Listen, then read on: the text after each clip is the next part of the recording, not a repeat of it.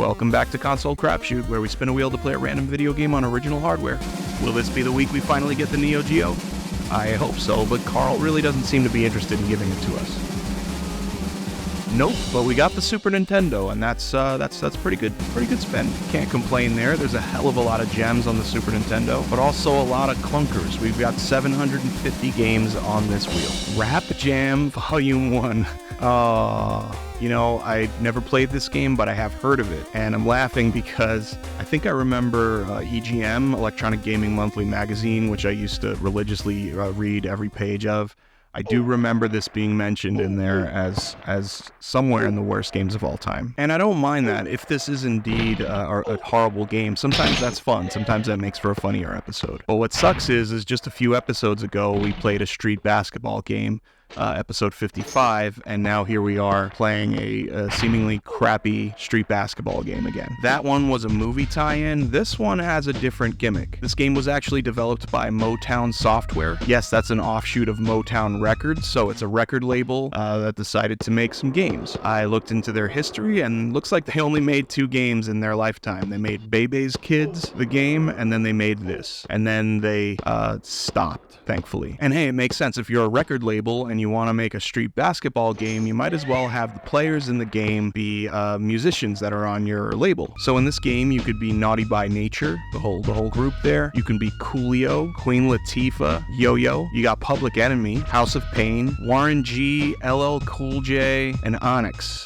This is 90s as fuck. So I picked Coolio. Coolio is a very recognizable dude. At least he's got a very recognizable head, like silhouette. They got it here in his little thumbnail, but the guy that is actually you, that's Coolio, looks nothing like Coolio. Like, they didn't even try. And right off the bat, this is a lot like the other game that we played, except it's a 2D version. It's really, really basic, lacking music during the gameplay, oddly enough, for a music company to make a game. And how high can these characters jump? Like, I know NBA Jam had some crazy high jumping dunks, but that was done as a fun design element when they're running into dunks. You can't do that in this game. The high jumps happen. They jump 30 feet in the air kind of by accident. Welcome to Atlanta. Motown wants to make a rap album featuring the winners of the tournament as rappers. Okay, so if I'm good at basketball, that means I get a rap album. It will be an album about street basketball and rap music.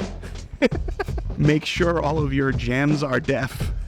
This game was made by a group of like 90s executives, or just some sort of out of touch people who maybe watched MTV for a weekend and wrote down a bunch of buzzwords. Remember, everybody is fat.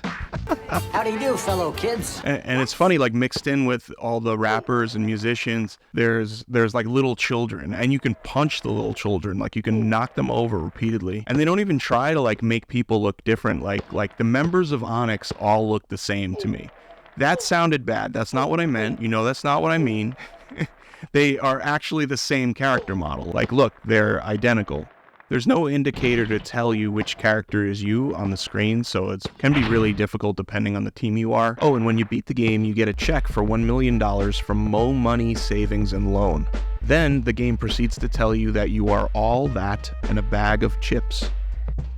Playing a really awful, stupid game full of gimmicks like 90s rappers. That would have been funny to play with someone. Sitting here by myself, this is a terrible game. This is boring. I had a couple of laughs, but Carl didn't get any of the humor involved. He was snoring under the blanket. So I have nothing else to say. Let's cut to the verdict on Rap Jam Volume 1 for the Super Nintendo. They really got ambitious there naming it Volume 1. I guess they really had a plan for more games, but luckily that did not come to fruition. Yeah, I mean, this game is absolute trash. I don't know if I would count it as one of the worst games ever made. It's horrible, it's bad, but I don't know, it's somewhat playable. We've played worse. But even with that said, I don't think it qualifies for a 2. I'm gonna have to give this one a 1 out of 5. At first I thought I was kind of being tough on it because I lacked the patience because we had just played a street basketball game that was really bad. But no, I think I can independently say that this is god-awful. And you know what? I just realized this is the 3rd time we've gotten the Super Nintendo on this show, and every time we've gotten a bad game. That really sucks because there's a lot of awesome gems on that system, and we've just gotten really unlucky. Hopefully that means we're due. Next time the Super Nintendo comes along,